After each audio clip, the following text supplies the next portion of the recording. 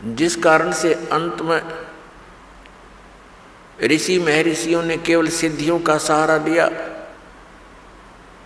एक दूसरे पर प्रभु बनकर, एक दूसरे से अधिक चमत्कारी बनकर वो यहाँ अपना भक्ति नाश करते रहे और जनता को अपने पीछे लगाकर उनका भी जीवन नाश कर गए। परमात्मा आते हैं, यथार्थ ज्ञान हमें बताते, लेकिन हम उसको स्वीकार नहीं करते। क्यों नहीं करते? क्योंकि हम शिक्षित नहीं थे। और जो व्यक्ति परमात्मा के मार्ग के मास्टर समझे जाते थे, ऋषि, गुरु, मंडलेश्वर, आचार्य, शंकराचार्य, वो भक्ति से अपरिचित थे, शास्त्रों से अपरिचित थे, अपनी मनमुखी साधनाएं हमें बताते रहे और हम उनको एक पहुंचे हुए महापुरुष, परम धनी मानकर हम निसंशय होकर के उनके प्रत्येक वचन का पालन करते रहे।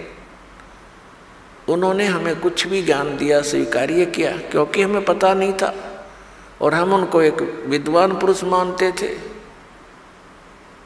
जैसे कोई रोगी डॉक्टर के पास जाता है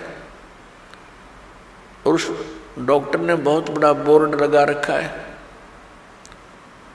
तो फिर डॉक्टर जो भी औषधि देगा तो रोगी के सामने कोई शंका का तो प्रश्न उठता ही नहीं। जो डॉक्टर औषधि देता है, जैसे उसके खाने की विधि बताता है, तो रोगी को तो खाना ही होता है।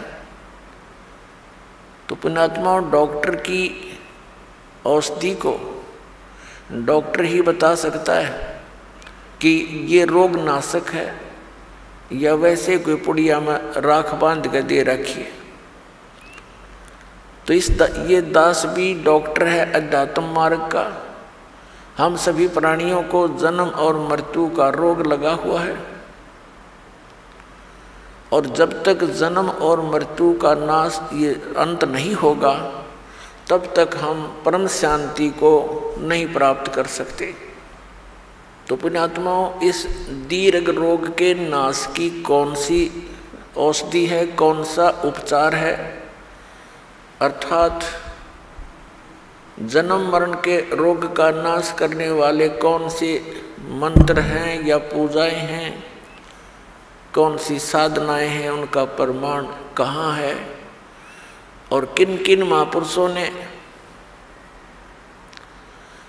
इस औषधि का सेवन किया, अर्थात इस साधना का प्रयोग किया और कौन कौन पार हुए।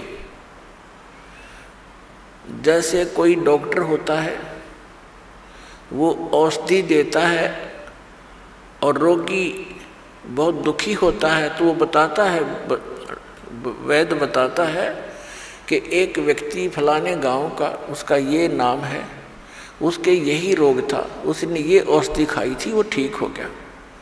ऐसे कई व्यक्तियों के नाम बताता है। तो वो व्यक्ति जो रोगी है, उसको दृढ़ता आती है कि इसी रोग का रोगी ऐसे ऐसे गाँव में वो भी ठीक हुआ है। तो फिर हम उसको हौसला बढ़ता है, वो दृढ़ होता है, उस औषधि को वो प्रयोग करता है और वो स्वस्थ हो जाता है।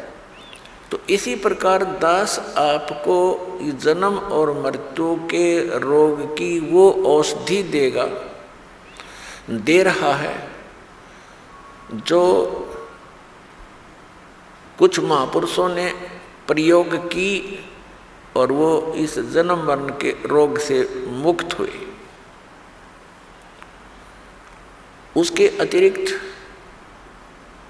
अन्य जो भी औषधियाँ, यानी वे ऑफ वर्शिप, पूजा का मार्ग, पद्धति, भक्ति की पद्धति, अन्य जो संत बता रहे हैं, जो दास आपको बता रहा है, इसके अतिरिक्त वो व्यर्थ है, क्योंकि वो हमारे सद्ग्रंथों में प्रमाणित नहीं है और उनका कोई ऐसा इतिहास नहीं है कि वो ये कहें कि इस मंत्र